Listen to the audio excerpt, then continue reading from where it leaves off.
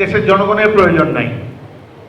জুলাই সনদ হয়তো কিছু কিছু ব্যক্তি যারা এখানে উপদেষ্টা হয়েছেন, যারা ভবিষ্যতে বাংলাদেশে বসবাস করতে গেলে অনেক প্রশ্নের সম্মুখীন হবেন, তাদের জন্য হয়তো এই জুলাই সনদের প্রয়োজন আছে। বাংলাদেশের প্রয়োজন একটি নির্বাচন যেখানে সুষ্ঠু হবে এবং যেখানে একটা জনগণ একটি প্রতিনিধিদের নির্বাচিত করতে পারবে। আমরা আশা করব আগামীতে একটি জাতীয় সংসদ নির্বাচন সুষ্ঠুভাবে সম্পাদিত হবে।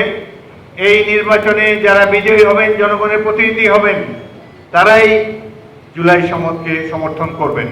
আমার দল বিএনপি জুলাই সনদকে সমর্থন করেছে, আমরাও এটি সমর্থন করতে বাধ্য। কিন্তু এটার মধ্যে এমন এমন জিনিস ঢুকাবেন না যেটি নিয়ে আগে আলোচনা হয় নাই, ঐক্যমত কমিশনের মিটিংয়ে আলোচনা হয় নাই, সেসব জিনিসও চূড়ান্ত খসড়ার মধ্যে আমাদের সাথে দেওয়া হয়েছে, যেটি মহাসচিব একটু করে আপনাদেরকে বলবেন। এই ধরনের সনদের আমাদের প্রয়োজন নাই।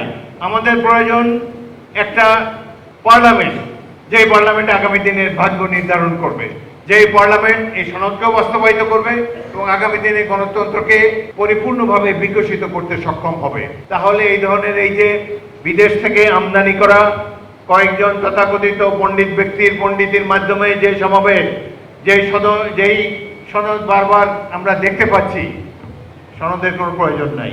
প্রয়োজন একটি প্রতিনিধিত্বশীল জাতীয় সংসদ, সত্যিকারের জন্য প্রতিনিধি, যারা আগামী দিনে বাংলাদেশের ভাগ্য গড়ে তুলবে, তারা নির্ধারণ করবে আগামী দিনে বাংলাদেশের গতিপথ কি হবে।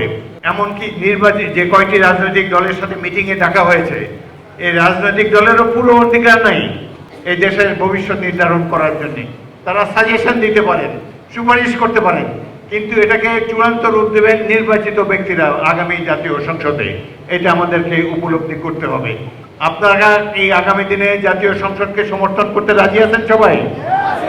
আমরা একটা ভালো নির্বাচন দেখতে চাই, যে নির্বাচনে জনগণের প্রতিনিধিরা বিজয়ী হবে। এই যে পিয়ার নিয়ে কথা হচ্ছে, দেশের জনগণকে জিজ্ঞেস করুন, কেউ পিয়ার চেনেও না, পিয়ার কেউ চায়ও না।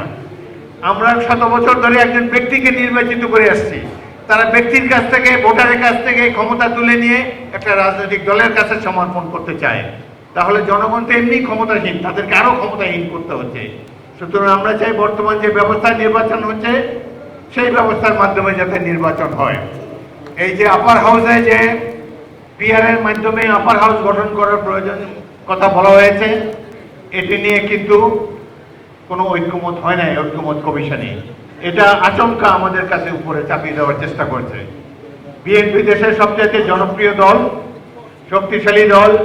আমরা কেবলমাত্র নির্বাচনটা যাতে হতে পারে এই জন্য অনিচ্ছা সত্ত্বেও অনেক কিছুতে রাজি হয়েছি, কিন্তু তারা একে বিএনপির দুর্বলতা ভেবে নিয়েছেন। একের পর এক জনগণের কাছে গ্রহণযোগ্য নয় এমন সব জিনিস এই সনদের মধ্যে তারা ঢুকিয়ে দিয়েছে। ইনশাল্লাহ সঠিক নির্বাচন হোক, আমরা ইনশাল্লাহ দেখব বাংলাদেশের জন্য করণীয় কি।